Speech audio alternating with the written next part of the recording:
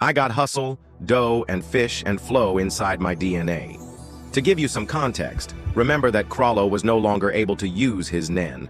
But thanks to Hisoka, the restriction on Chrollo's nen was lifted. Hisoka therefore wanted to see his dream come true. All he wanted was to fight Chrollo. But the latter did not face him directly. He let him languish for a while before finally accepting to face him. From the beginning, the two characters agree that it will be a fight to the death. The fight will only end when one of them has lost his life. From the start, it supports the seriousness of this confrontation. The two do not take it lightly because they literally risk their lives. And if there is something certain, it is that Chrollo takes this confrontation very seriously. Indeed, if he left Hisoka hanging for a long time, it's not for nothing. In reality, he was preparing an arsenal of techniques to beat Hisoka. He even declares to Hisoka that he has developed a new record of techniques necessary to defeat his opponent. As you already know, Chrollo is a user of specialization. The ability of Nen of Chrollo is called Skill Hunter. It allows him to steal the Hatsu from other people and use them as his own through a book.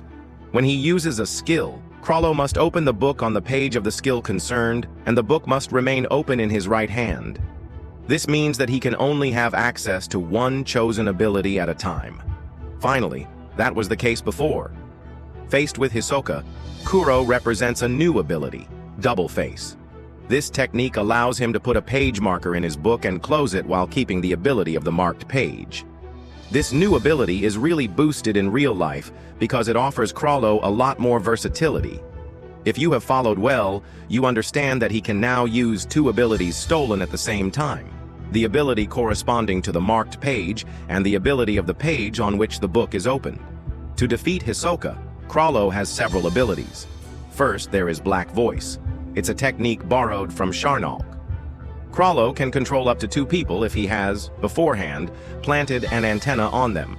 The control is performed from a monitor, similar to a mobile phone. This spell is simple but very effective. If Hisoka is hit by an antenna, he is defeated. Chrollo also has another manipulation technique called Order Stomp. This technique allows him to invoke a small stamp that he can apply on the forehead of a panther who obeys all given orders. Compared to the Black Voice, it has the advantage of being able to control a large number of panthers, but only with simple orders. Chrollo will use it on copies created from Gallery Fake. Gallery Fake is a technique borrowed from Curatopia. Chrollo can create copies of objects, but they remain unanimous. He uses it to create panties during his fight. He combines this spell with Order Stamp, but beware, Order Stamp does not animate the corpses, but only their copies. So, Chrollo combines these techniques to push them to their full potential. Thanks to Gallery Fake and Order Stamp, he is able to create an army that he can totally control. To use Gallery Fake, Chrollo needs his two hands. He can now use them while having access to the stolen spells thanks to the mark page. We understand that Chrollo is a formidable opponent who left nothing to chance. He studied the place and the environment, and he chose his spells carefully to ensure his victory. But it doesn't stop there, because Kuro still has two skills to defeat Hisoka. Convert Hands is a spell that creates arrows in Chrollo's hands. The spell is quite simple to understand. If he touches someone with his right hand, the person takes the appearance of Chrollo. If he touches him with his left hand, it is Chrollo who takes his appearance. Thanks to this technique, he can also create a complete inversion by touching the target with both hands. By this spell, Chrollo can thus hide in the panties he created. He can even create fake Chrollo to deceive Hisoka. Finally, Chrollo's last ability to defeat Hisoka is called Sun and Moon. On the back of each of his hands appears a symbol, a sun in the left hand and a moon in the right hand. Chrollo can place his symbols on someone, and when the two symbols come in contact, an explosion takes place. The longer the contact time, the more powerful the explosion. According to Chrollo, it takes 3 to 5 seconds to create an explosion, reducing a man to dust.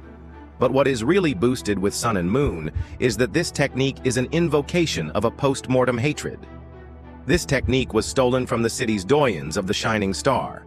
They used it to create kamikazes, human bombs to dissuade any attack. This shows how desperate and ready the inhabitants of the Shining Star were to protect themselves. desperate to the point that even after death, the technique persists. Chrollo really maximized his power, that is to say the intelligence of the character. What is interesting is that in terms of skills, Hisoka and Chrollo are on the counter. While Hisoka has a technique that allows him to use a lot, Chrollo has a lot of techniques that allow each of them to use only one. The fight begins with Chrollo using Black Voice on the referee. This kind of entry has a double use. It allows him to control the ref to attack Hisoka, but beyond that, by showing the second needle to Hisoka, he keeps him away. Hisoka is forced to avoid body-to-body with Chrollo because the threat of the needle is constant.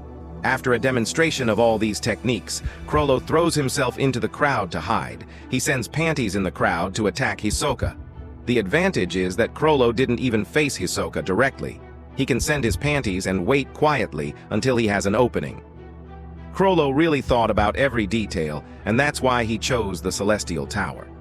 The panties allow him to quickly switch spells, because he can permanently release his book and use cover hands to hide. But Hisoka didn't say his last word. All of this made him go crazy. He managed to defeat Chrollo's pantin. Even after an army threw themselves on him, Hisoka managed to distinguish Chrollo, who was hiding in the crowd. Thanks to his spell, he used the skull of a pantin to attack Chrollo. Hisoka managed to put his hand on the pantin and throw him violently to the ground. But unfortunately for him, it was not the real Chrollo. It was actually a clone created by convert hands to make Hisoka believe that it was Chrollo. Hisoka performs feats facing the army of Pantin without being impressed. Thanks to his spell, he literally makes a human hammer, allowing him to protect himself from the army that throws itself on him. But Chrollo's final plan was to blow up Hisoka. And yes, as we said, all the fake gallery's panties are marked by sun and moon. Consequently, each of them is literally a bomb on the leg. Thanks to his panty bombs, Chrollo managed to badly damage Hisoka, who lost his hand and a leg. At the end of the fight, all the panties throw themselves on Hisoka, creating a huge explosion. And in this explosion, Hisoka Moro has lost his life. Yes, Chrollo is the winner of this fight. Finally, it's what we thought. At the time of the inspection of his corpse, the brigade notices that Hisoka died of suffocation, and not because of the explosion. While there is only Mashi left in the room, we have a flashback. During these last moments, Hisoka made a pact with Nen. He plans that his Nen will revive his heart and lungs. Hisoka comes back to life and he looks stronger than ever. He comes back like Gojo Satoru against Tojizumi. Hisoka woke up to the post-mortem Nen. In fact, it's not the first time we see the post-mortem Nen in the game. Already Finks had explained to us that it's impossible for them to kill Kurapika as long as Chrollo is under Theapika's Nen would have always been effective, and he would have even been fortified. Pito, under the influence of the post-mortem Nen, continued to move to fight Gun. Hisoka's will also allowed him to awaken to the post-mortem Nen. Hisoka seems to have become much more powerful and seems to have mastered his aura more. He no longer needs Mashi to sew his limbs together as before. Now, thanks to his spell, he managed to totally rebuild his body. Hisoka announces his intentions to Mashi. He will kill all the members of the brigade who will cross his path. He understood that to defeat Chrollo, he must first annihilate all the legs of the spider. Hisoka puts his threats to execution, killing Kurotopi and Sharnalk.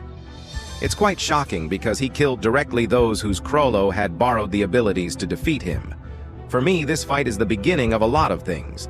Hisoka has a new goal, which is to kill all the members of the brigade until the last one. Will he team up with Kurapika?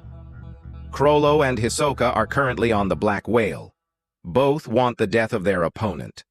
The clash in the Celestial Tower actually gave advantage to Chrollo. He was not even injured during this fight. Now if there is a sequel to the fight, Hisoka knows that he must not take Chrollo lightly. After all, it's a fight to the death, and it will only end when one of the two is definitively eliminated. But in your opinion, who will lose their life during their next meeting, Hisoka or Chrollo? That's it for this video. I hope you enjoyed it. I enjoyed making it. We'll soon talk about the succession war in Hunter x Hunter because it's going to be crazy. Tell me your theories about Hisoka and Chrollo in the comments. And don't forget to subscribing my channel. Goodbye.